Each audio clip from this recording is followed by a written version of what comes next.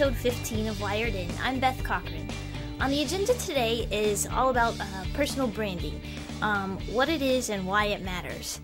And the idea of personal branding, it may not be anything new. In fact, it actually can be traced back to the 1980s when it was introduced in a book, Positioning: The Battle of Your Mind.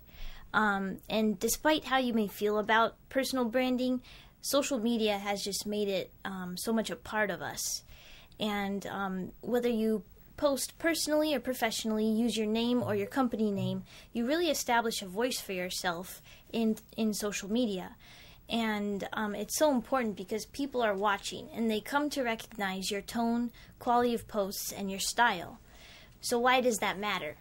Well, you are building your brand that potential employers, clients, members of the media, and even your audience, they're watching and can reference at any time.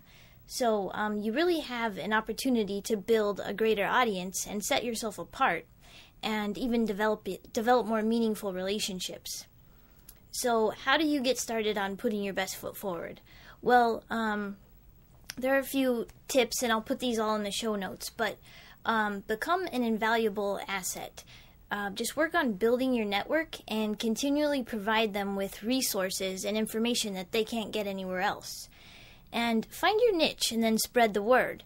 So what do you do particularly well, or what are you passionate about? And then use your blog and your social networks to position yourself as the go-to person on that specific skill. Build equity, create consistency, and post regularly. So how often are you engaging your audience? Do you have a signature blog post or style that they've come to expect and that keeps them returning for more? And then work on building your database through layers. So as you generate more content, just be sure you're hitting on multiple touch points. Twitter, Facebook, LinkedIn, RSS, email, all of them. And as you build your networks, just be sure that you integrate your databases. So find people that are in your email database, for instance, that are also in your social networks. And lastly, just be visible, be remarkable, and be everywhere.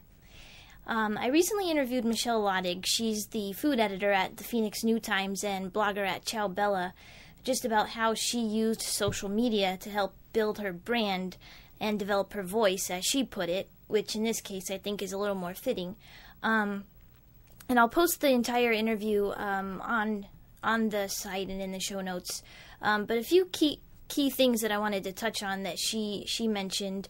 One, she just said that her social networks have been another place for her to express her voice and share her interests, and she's been able to build upon her network by driving Twitter and Facebook fans back to her blog.